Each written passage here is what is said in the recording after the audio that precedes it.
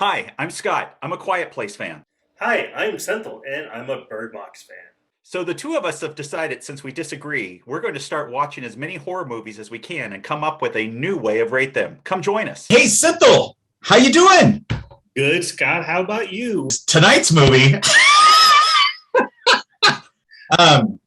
Synthil, this was your pick, and so what was the budget of this film? But first, what movie are we talking about today, Scott? You're gonna make me say it first? Hey. Don't fuck in the woods. Yes. Kids, don't do it.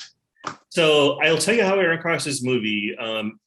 This was a referral from an online review I read for another movie that we've watched. And it referenced, Don't Fuck in the Woods as something that they thought very highly of. And we've talked about the fact that, the movies we watch don't fit the traditional criteria for critical reviews. And the reviewer in this case was taking a similar approach.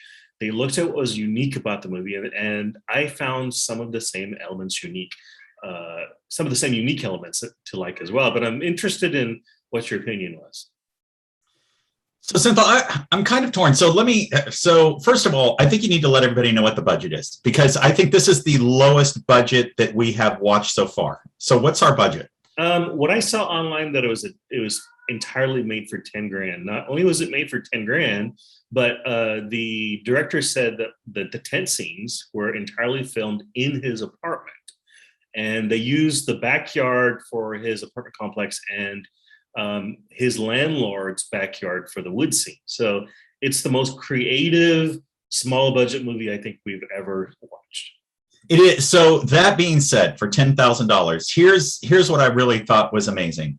I thought the creature they created for 10 grand is better than some of the creatures we've seen with people who have $600,000 to $700,000 to spend. So, and what you told me was they actually built this creature themselves. They did. And so if you stop and look at that, yes, was a lot of the creature filmed at night, but the critical scene towards the end, and of course with every battle, right? It stood up, Synthil. I mean, so what I'll say is the creature that they created for this creature feature, this horror film, it really stood out. Now, that being said, I'm going to put a lot of money down that the entire $10,000 went to creating that creature, because look, the acting, the acting wasn't great, but to me, it felt like a lot of people having a whole lot of fun doing this film. What I will say, Synthil, is that I started this film. My wife was watching. I had to stop watching it because it was sort of softcore porn, if you ask me. That turned into a horror movie. What's your thoughts? It's definitely softcore that turns into a horror movie. Frankly, I think it fits very well into traditional horror, because when we look at movies, some of the Friday the 13th movies, and you see there's a lot of sex involved, and somebody either gets killed while having sex or gets killed as a result of having sex or after the fact. So he just takes this slightly to the next level. What would happen in these traditional movies if somebody was having sex in the middle of the woods in a horror setting? So, Synthil, the other thing I thought was he did a good job of turning this into a parody of what he basically took a premise of don't fuck in the woods because you're going to have Jason Voorhees come and kill you, right? Yeah. And he took that one step forward. I've gone camping with a lot of friends. People don't F like that with your friends around and a thing. I mean, you do have some decency, right? So there's a scene that's let's just call it a doggy style scene, right? And there's just no way, right? But I think maybe you're just more uptight than everybody else, Scott. It is, because it's a group of 6 people going out, and that's going to happen. I just don't see it happening, Synthil. But what I'll say is, though, they had a really good time making a parody of it, right? Which was basically nobody's going to do this like this, sticking their head out of the tent, right? And they turned it into this giant parody of how, what I would say, and again, if this wasn't what you were trying to do, but how ridiculous it is that you have these death scenes, right? in every horror film because people are having sex, right? And it always happens. You know, what was it? Friday the 13th part 1, where he takes the, you know, the knife and goes all the way through them, through the bunk, and it embeds into the wood. You just kind of look at that and go, huh? And I think they did a good job making a parody out of it. They did. The kitty here is actually my own black cat who's in the house saying, I want part of the podcast, but no, you can't be part of the podcast right now. I agree. I think that's the context you have to take it in. It's intended to be a parody. And many of the movies, horror movies, the B grade, C grade horror movies we saw when we were younger, follow this pattern. Sex, murder, sex, murder. Yes. And he just decides to take those two elements. That's all he focuses on. What I was impressed with is, again, from what I read, the suit was very low budget. A couple $100 is what the article is. Really? Which is amazing. That's creativity, camera work. The fact that they were so creative in how the sets that they use, which is really good. He said there was only one scene that was actually taken in the woods. All the rest are backyards, which is amazing. Really? Yeah. So that's what captured my attention. And now here is a very creative director who took just an incredibly low amount of money and clearly knew that he wasn't going to be making, you know, the next Saw movie, and took it and ran with a non-serious parody concept. What could he do if you handed him, you know, 6 figures, 7 figures, 8 figures? Yeah. I'd love to talk to him and, you know, see what his goals were and if he achieved out of the movie what he intended. I would like to speak to him just because I'm amazed that he did that for $10,000. And I'm with you. The use of sets, the use of what he was capable of doing. I mean, you telling me that they did all the tent scenes inside the apartment. That actually is shocking to me because it doesn't feel like it is. No. It feels like it's out in the middle of the woods, right? And the fact that they were able to do this in the backyard or in their landlord's backyard with some woods in it, those woods felt dark to me and they felt deep, especially if you get to the end, right? And they're having to run and all this stuff and the final battle scene.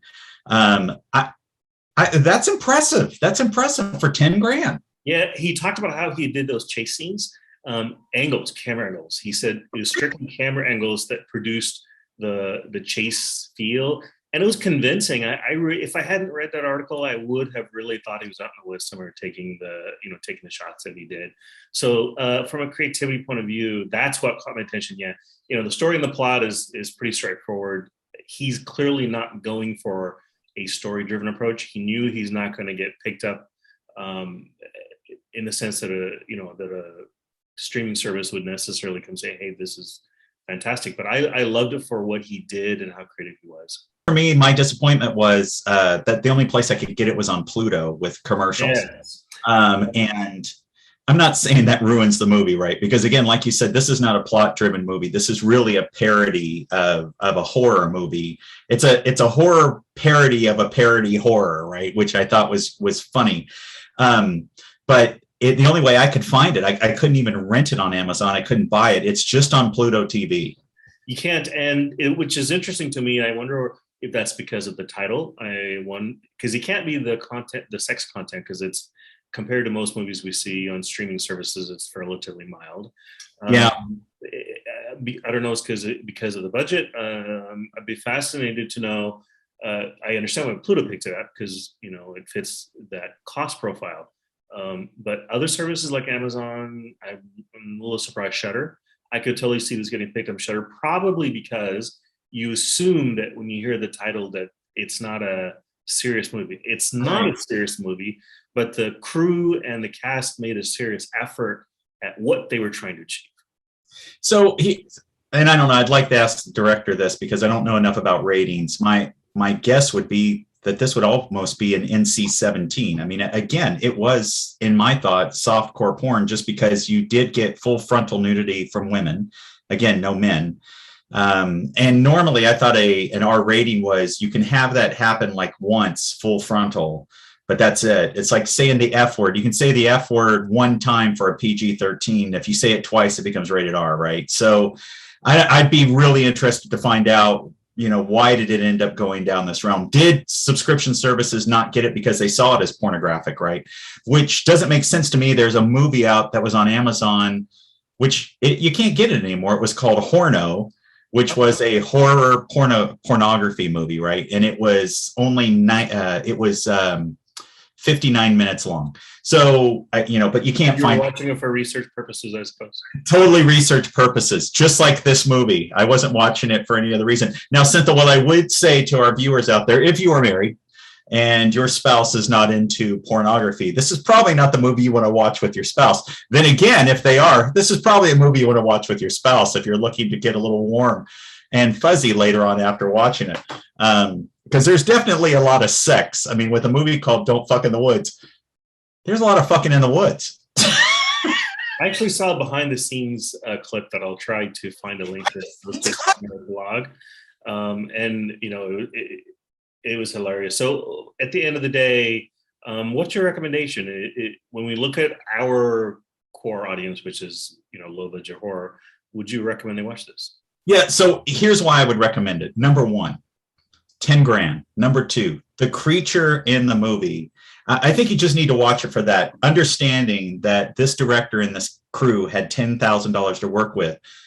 I am shocked at how well that creature comes off. It doesn't look like somebody dressed in a garbage bag. I mean, it's good, Cynthia. I was impressed. I would watch it for that alone. And then again, if you're looking for people to be effing in the woods, just jump right in, because there's a whole lot of it, a lot of nudity. I would definitely also recommend it for those very similar reasons. It's a very creative effort. The camera angles based would Chase in the Woods, amazing to me, because it really is really convincing. The monster was really convincing.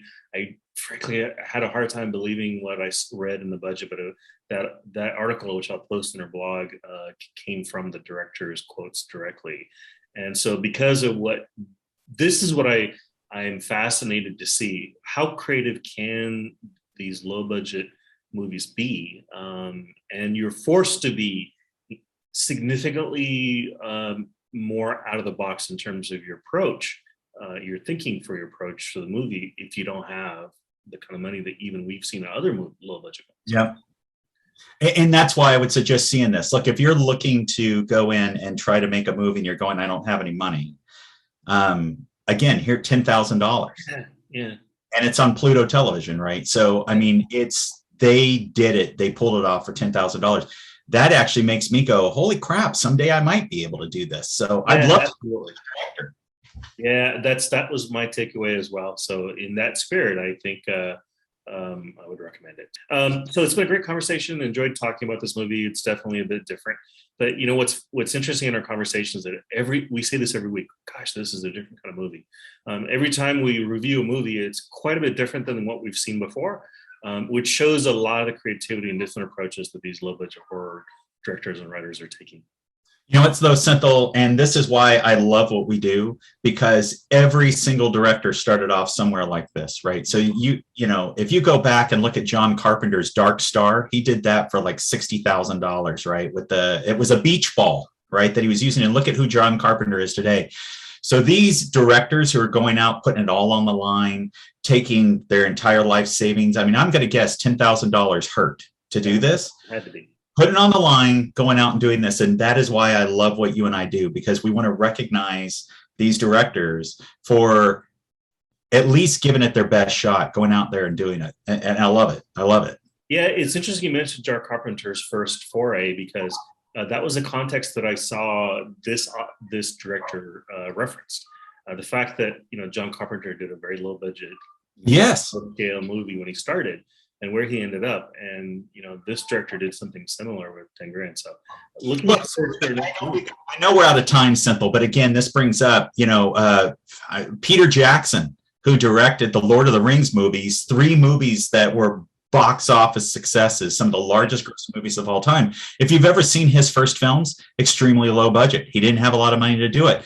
And that's why I'm saying, that's why I love this stuff. These directors are out there, they're busting their butts, they're trying to get noticed, they create these things. And I believe you, like you believe, Simple, you give this director a little bit of money and with their creativity, and I'm just shocked at what they're going to be able to pull off. It definitely demonstrates how difficult the business is, because we had this similar conversation about the director for Killer Chair. Yes. That it was significantly better than the budget Killer Chair, Killer Sofa. I'm sorry. Yes, Killer Sofa. Yes. Talking about Killer Sofa and how the movie was significantly better than the budget warranted it should be.